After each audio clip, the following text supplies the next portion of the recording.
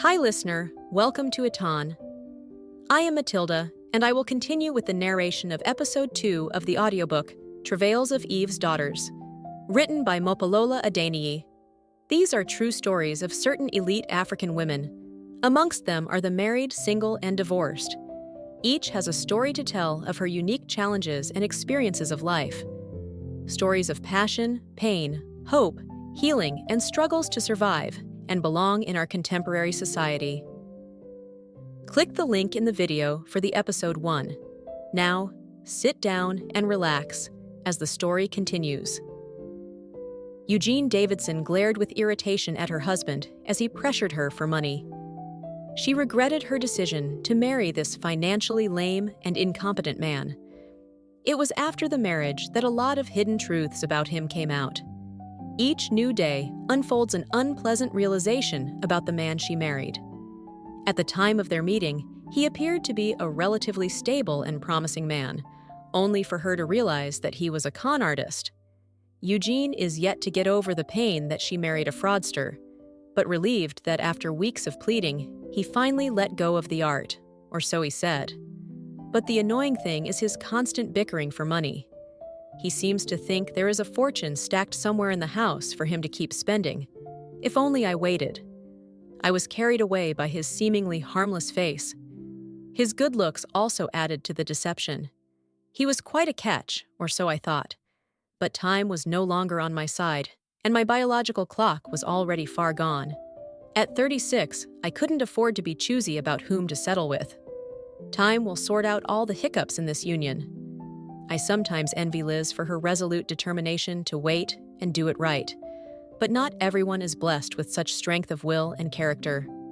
Baby, I am off to see Mr. Lewis on the contract we discussed. Can I have some money, please? Zach's voice broke into her thoughts. She sighed, turned to see him stride leisurely into the living room. Irritated, she shouted at him in exasperation. Don't you have any sense of shame? You call yourself a man, and yet depend on your wife for every penny you spend. Do you know what the Bible says about such a man? She asked, disgust stamped all over her face. When do you start quoting scriptures? He laughed. The Holy Scripture named a man who does not provide for his wife an infidel. Woman, why do you take so much pleasure in harassing me? Aren't you the one who pleaded with me to stop my job? You call robbing others a job? Eugene felt the stab of a knife in her heart at the indifference in his voice. Oh, stop making a fuss about nothing. Afterwards, your beautiful SUV was financed from an operation I did shortly before our wedding. I didn't know you were a con artist then. She blushed crimson with embarrassment. Now that you know what happens to the car, it is not too late to return it. He laughed, leered at her. She was so mad at him that for a moment, word failed her. She watched in silence, her chest heaved in anger as he left. Getting out of the union is not even an option because of her pregnancy. At the thought of the baby, a smile slowly crept to her lips and spread all over her face. She felt a sense of achievement that she is going to be a mother, a feat many wait for years to achieve, and which some never achieved in their lifetime. For a moment, she forgot her misery and troubles with Zach. In fact, they faded at the bright prospect of being a mum very soon. Her thoughts came back to reality, and she wondered where all her dreams and hopes of a blissful home flew to. What happened to all those plans? How did I end up married to Zach? This is not the kind of life I envisioned for myself. Oh, God! She paced up and down the living room, distressed as she thought about the stark reality of her situation. Episode 2b. The sound of the doorbell jolted her out of her lethargy, and she suddenly remembered that she expected to receive Ada, a lifelong friend from college days. John, please attend to the visitor. I will be down shortly. She rushed to her room, freshened up, and added a little color to her cheeks. With a cheerful face, she went out of the room to meet with Ada. She stared at Ada's trim and beautiful figure in admiration. At 33, Ada is the typical attractive and educated woman.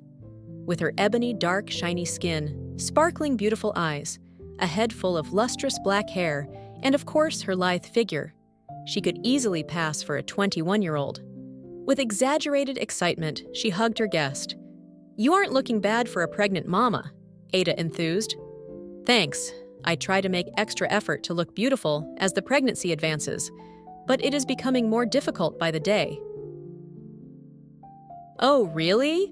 You are rounding up beautifully," Ada gushed, gently patted Eugene's protruding bump. Eugene took in Ada's beautifully styled black luxurious hair, and the way her sleeveless knee-length black dress accentuated her slim, curvy stature. "Enough about me for now. How have you been? What's happening? It has been ages since we saw," Eugene said, held her gaze and looked deep into her eyes, as if she expected to find something within them. "I am good, as you can see." Ada smiled nervously, looked away from Eugene's probing eyes. "How about Dave?" "I have not heard you mention his name now for a while." Ada took a deep breath, rolled her eyeballs. "How many times will I tell you that we are no longer together?" "What happened? Why? He seemed all right to me." "Nothing serious. He wanted us to, you know what I mean? He wanted to make love with you. Is that what you're finding so difficult to say? Gosh. I thought you got over your prudishness, but it is perfectly natural for two people who are in love to make love." Eugene stared at her friend, a hint of irritation in her voice. "I hope Liz will not hear you mouth those obscenities." Ada laughed. "Obscenities? That is the reason why you girls are still single. I get sick of this holier-than-thou attitude you exhibit at this time of your life. You think you are still in high school, where you report to the matron every boy that attempts to pull up your skirt? Grow up and go find yourself a decent man," Eugene shouted in exasperation. "That is the problem. How do you know who a decent man is? Is a man decent by reason of his looks, education, his financial worth, his baritone cultured voice, his style of dressing, or what? What are you driving at?" Eugene's eyes lit up in excitement, certain that something was about to be unveiled. Ada locked eyes with her friend, wondered if she could confide in her. She bit her lip in nervousness and broke the eye contact. "Maturity does not mean a woman have to sleep with every guy she feels attracted to on her love journey. If she does that, then she must have slept with hundreds of men in her lifetime. What do you make of that?" Ada folded her arms across her chest. "I guess you are right about that. But you can't keep running scared from every guy who wants to get close." "No, Eugene, do not go there.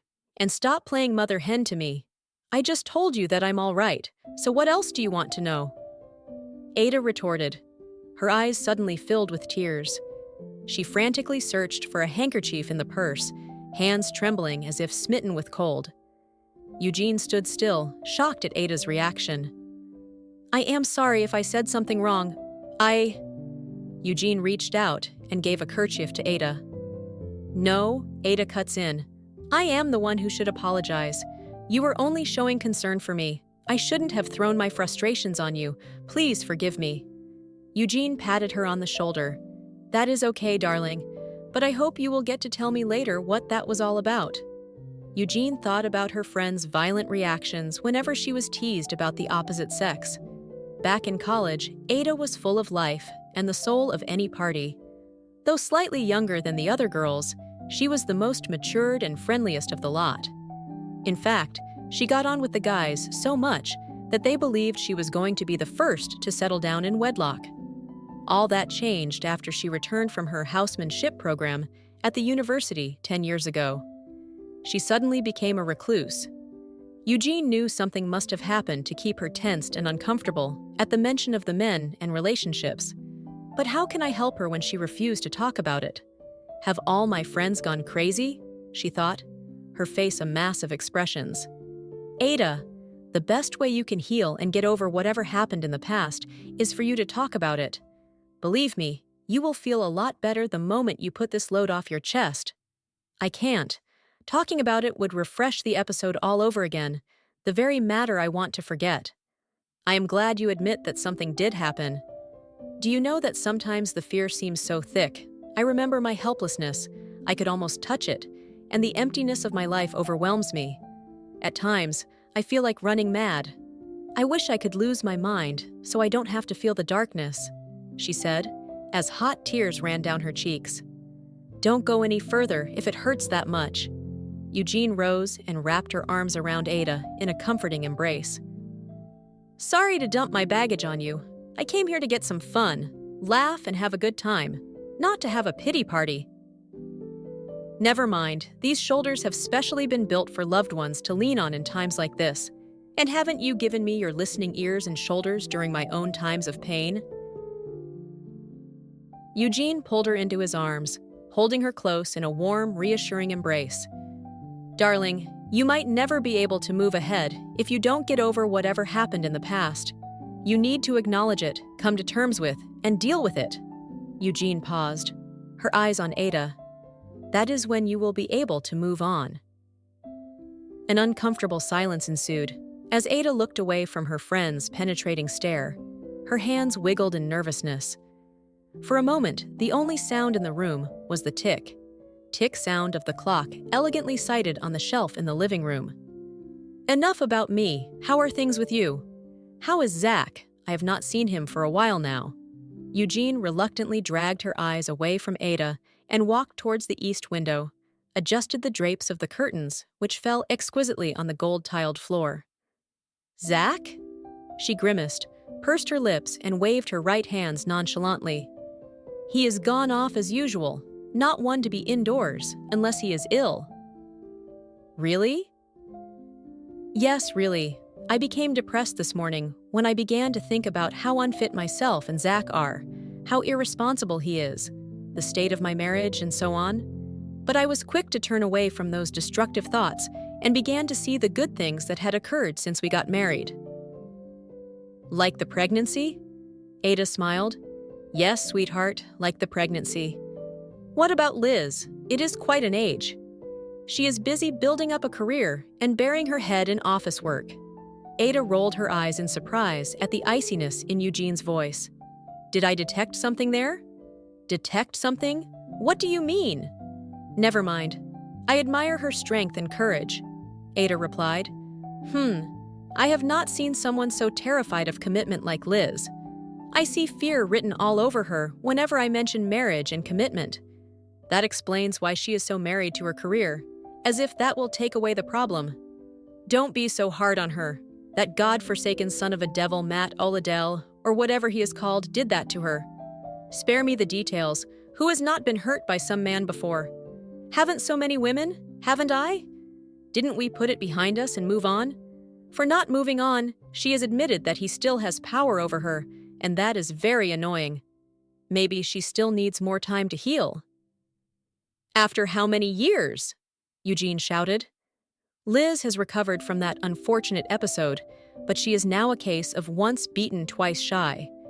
She has replaced work for love and romance in her life. How long will she carry that facade of composure, as if it doesn't matter, when we all know it does? How long will she hide under her career? Her face became flushed with the heat of her emotions. You sound a little angry. Is there more to this? Yes, I am angry at the way a smart and beautiful woman like Liz is wasting away all because she is afraid to take a chance in love.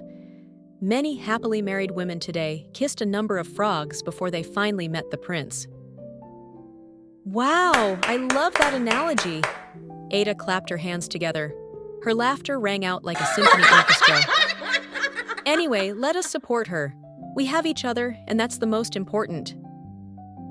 She stood on her feet and slung her beige-colored bag on her shoulder. Eugene said. Eugene rose up from the couch and fell into step with Ada as they walked out of the living room together. Eugene took a deep breath and held Ada's hands together, her eyes hovering over her with concern. We have to talk about that matter. Believe me, that is the only way forward. Yes, Eugene. We will talk about it when I am ready.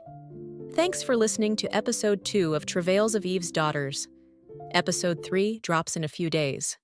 Subscribe now to follow and not miss any new episode of the Travails of Eve's Daughters audiobook series.